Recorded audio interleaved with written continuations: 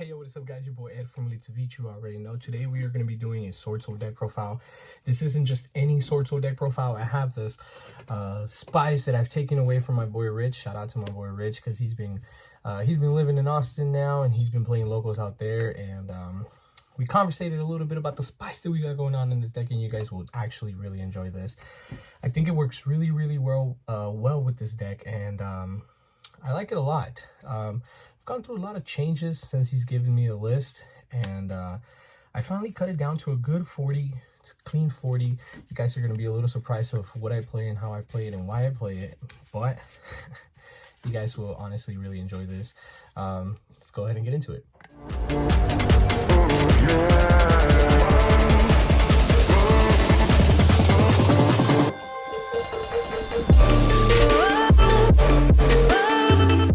Before we continue with today's video, make sure you guys go check out my sponsors from Dank Rituals. They have some of the coolest product out in the market today.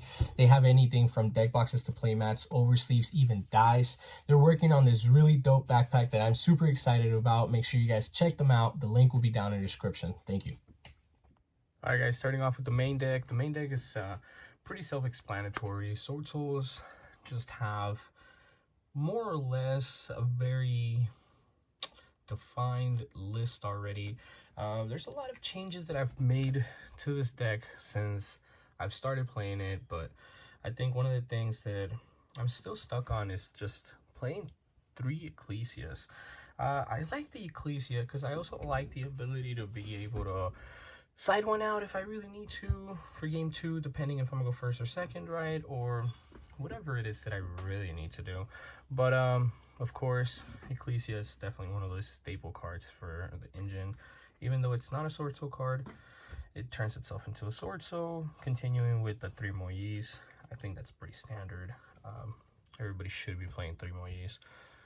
Continuing with 3 Long Young, and I wish I played 3 Taies because it's just one of those cards that actually gets me out of some really tough pickles. And on the contrary of people believing that maybe I don't want to be able to like open this up and then one of those, I actually do like opening it up because most of the times if I open up this and this, I just end up searching this or whatever, discarding that, special summoning that, and then later on reviving this if I need to.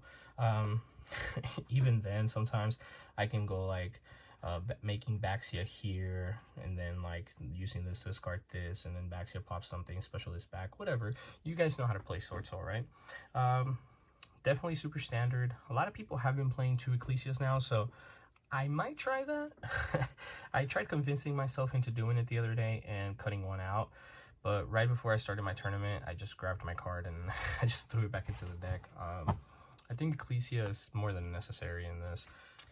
Continuing with the next package that we play in this deck, unlike my friend Ian here, I actually play 3 Ashanas. Ashana is really good. I also play the 3 Adhara, which helps you add a lot of the stuff, and then 2 Vashudas. He was playing like 5 because he's playing Runic, right? But here, I don't mind opening up any of these. The one that I just did not want to open up at all was actually the blue one. So I cut off the blue, and I'm still going back and forth on if I want to play it or not. I've had a lot of situations where I have this and I have a token, disengrave a token on field, and then I just need a level 4. Every time I cut off the blue, it makes me feel like I want it again. Every time I have the blue, it makes me feel like I don't need it, and it's kind of booty. So I always get into these predicaments, and it really annoys me, but this lineup works well, I guess. I wouldn't want to see the 3rd Vashuda unless I'm playing like a spam synchro deck. So the other card that I do play that a lot of people haven't been playing is Parallel Exceed. Parallel Exceed is definitely one of the best cards in this deck right now because of the way that I play this deck, and I'm going to show you guys the hand traps with the Parallel Exceed so you can see why I play Parallel Exceed, and I am going to show you guys a couple of lineup plays later. But all of these hands are just kind of imaginary. Anything SwordSoul combo is a 2-card combo, and then everything else is just kind of like extra stuff, right? I play 2 Crow because Crow's really good. I play 1 Nib because In the side deck, I do have the cross out, and I don't want to get nibbed. So if I open nib, I open nib. If I don't, I don't. Double ash, but then I also play 3 shifters. I think Shifter is actually godly. I think Shifter is one of the best cards in this main deck, and it actually gets me a lot of free wins, if I'm gonna be completely honest with you guys. So I've been on Shifter for maybe like 3 weeks. Most of my games versus tier limits, if I open this up and I go first, it's a very easy board to set up. Most of the time I open up like this, and then like a tangy monster, right? So if I open up a tangy monster and then those 3 cards, which is a 3-card combo if you really think about it, you do 1, make that, well, 1, don't link it, discard that, link, make this, special another one, dweller, pass. So you literally have the monk, you have whatever tangy monster you open up with banished, and then you're into Shifter. So that's kind of what you do. You can play through Shifter, so SwordSoul does not lose to Shifter. You don't get any of the effects of SwordSoul monsters, but that's fine, because if you're able to like have a Shishao, a Dweller, a Monk, and then you search out Blackout, you also have a Pop and an Imperm, because you could also have like a SwordSoul card in hand or whatever, but maybe you don't want to Imperm, you still have Dweller and then a Pop if necessary, and then like your opponent's under Shifter. This works really well, honestly. I see it so often. There's certain matches where maybe Shifter's not the best because maybe that deck doesn't lose to Shifter. So that's whenever I really honestly side in like super heavy. It just depends. I'll show you guys my side deck. I've been working on my side for a minute as well. Continuing with spells, 3 emergence, because emergence is really good, honestly. The 1 summit, because summit is actually really good. If you're a SwordSoul player and you don't like this card, you're booty at this game. This card is really good. It's actually made it easier for me to OTK with this, because like I said, Long Young, discard Taie, and then sometimes I open up just Long Young and Taie, and then like this card, and then like, okay, I can normal summon reveal Long Young, or I can just go Long Young, discard Taie, make a synchro, whatever, bring back this, with this, bring back Taie, make combo, because this would be engrave, and that's a combo right there. You can even banish Long Young at that point. Olla del Deseo, which is Pot of Desires, you guys already know. I main deck Harpy's Feather Duster because I'm not a fan of people who play trap decks. Call by the Grave, it's mandatory. And then the last 3 cards are, of course, the Blackout, if you guys didn't see that coming, and then Double Imperm. Double Imperm is good. I like it a lot. I don't think it's more necessary than that. A lot of the hand traps that I do play, I play 2-ofs, because you guys know that I'm a really big believer in the 2-ofs, and a lot of people don't really like that. But that's just me, though. I have the 1 Owl Mirage in the extra deck for in case if I open up a hand trap and a Parallel Exceed and no other way to Parallel Exceed combo, right? That double monk, and that's it for my links. I do not play the female Tangy monster. I don't like it. Not a fan. Ulti Abyss Dweller, because the sponsor lets me borrow Ulti Abyss Dweller. Abyss Dweller is really good. The other card that I do make is Daguerreus. Hear me out. I found that there is sometimes a time where you have enough to kill somebody, and then you also can make a Dweller. And it's just like, why can I almost kill somebody and make a Dweller and still not kill them, where I can just kill them? Daguerreus is so good. Like, I've had situations where, like, before I played this, where, like, oh, yeah, I killed him, I made a Dweller, and then I passed, and then I controlled the game and I won. Or I can just end the game there and be done with it and start siding for game 2. Such a waste. Yazi, Double Baxia. Double Baxia does not come up enough anymore. I've actually been considering taking it out. There's a lot of other cards in here in this deck that I've been wanting to play. It's just, I feel like this deck is super flexible. There are certain spots in this deck that are like not like flexible at all. Like, you have to play Double Monk, and in this situation now you have to play Abyss Dweller, right? I haven't used Yazi in a minute, but then I played my friend Castro, who, funny enough, he Yazi'd me, and I had enough to still combo off and continue going, and then make the Yazi and literally come back from whatever death place I was at, which is really funny. But this is 2, this is 3, this is 4 spots that are super mandatory. You guys know double YuGiOh is mandatory. This Berserker is not mandatory at all. I actually don't like it enough, and I am actually considering cutting it.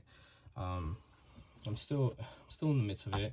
The other card that I know has put in a lot of work, because this was thought about by Rich Lee, and this was also thought about Rich Lee right here. This card is really good. If you guys don't know what it is, let me read it out to you. It says this card's name becomes Red Dragon Archfiend while it is on the field or in the graveyard. Nobody cares about that here. Once per turn, you can destroy as many special summon effect monsters on the field as possible with attack less or equal to this card, other than this card. Then inflict 500 damage to your opponent for each monster destroyed. We're not doing it for time. We're not doing it because, like, oh, you know, I couldn't burn my opponent for long young because he gammed me and whatever. No, it's just, it's a good card. It clears the board, and this deck goes second like nobody's business. I'm only playing 1 now. I cut this guy down to 1 because I had to make space for Daguerre's, which I think is super mandatory. Might be cutting Abaxia out soon. This came up by Rich Lee. This came up by Rich Lee. Alex told me about this. Rich didn't tell me about that. But this was come up by me too. When I brought it up to Rich, Rich was like, "Yep, I was just thinking about that." And I was like, "Dude, great minds think alike. This is so good." Supreme, because worms, right? This deck really revolves around being worms. And the one card I know you guys didn't see in my main deck was Rivalry. So yeah, Rivalry has been cut, but then you got Baron here, which is the last card for the extra deck. I'm going to show you guys the side deck super quick, and then I'm going to show you guys a couple line of plays that I do with this deck. So let's be quick about the side. There's nothing to explain there. You guys will just be able to see it. Crossouts, because crossouts is good. Droplets, because droplets is good. Shadow Impersonating, because if you are a SwordSoul player and you're not playing Shadow Impersonating, you must be living under a rock, bro, because this card is really good. And people have literally been talking about it. Barrier, because Barrier stops fusions. And Evenly Match, because Evenly Match just strikes your opponent's boards. I'm going to go ahead and set up my deck real quick, and I'm going to show you guys a couple of line of plays real quick. I'm pretty sure all of you guys know, but for whoever doesn't know, this is my next giveaway. I am giving it away as soon as I hit 1,700 subs. The link of the video where you have to go comment is going to be down below in the description. You have to comment, "I want the pop." In order to win this pop, you have to be subbed to the channel, and you have to have liked that video. So make sure you guys go now. Okay, so these are just some of the cards that I wanted to show you guys. I've had, so this hand, like, this deck is really busted because I've had this happen to me a lot. And if you have this happen to you a lot, or even, like, if it's not this, if it's, like, this guy here, so, like, you can open up, like, this is a combo, this is another combo, right? But this, entitled with any of this combo, is really good. So let me show you guys, because you go effect, special, you link that away, and wow, look, you've locked yourself out of the out of using the shifter, right? No, you haven't, because in this situation here, you just go effect to banish, and then whatever one you didn't open, you would special summon, right? But so here, whatever one you opened, you special summon it, and then you banish, and then you special summon the other one. You drop the shifter, you synchro, these get banished, and then you search, like, oh, I'm sorry. Then you special summon out your YuGiOh. And then your YuGiOh would normally search this out. I mean, like, you don't really need the follow-up right now. You have your opponent's under shifter, you're under shifter right now, whatever. You set your SwordSoul blackout. You have this for an imperm, you have that, whatever. That was a 2 to 3 card combo, right? Because shifter being not really a combo piece, it's actually just an extra card in your hand. but let's just say that you have an extra 2 cards in your hand. That's just saying that you maybe didn't use your Moyi, you didn't use this, you didn't use that, right? Whatever. You still have this on the board. You can always use this to pop something and then go and do whatever you need to do, right? It's really nasty. I like it a lot. I actually did that to an opponent the other day where I activated effect, I special summoned, and then they tried using one of their tier element cards, and I was just like, shifter there. And then they're like, okay. And then I think the other thing that I did was that, like, I summoned out Tenyi, and I had one of these in hand, and then I went Dweller, Shifter, Pass. But the reason why you do that is because Shifter's taking care of you right now, and then it will take care of them for their turn, right? But then your Dweller takes care of you on your next turn. So then like that, like let's just say like this is only really 2, 3 cards, right? That means you're still gonna have another 2 in your hand.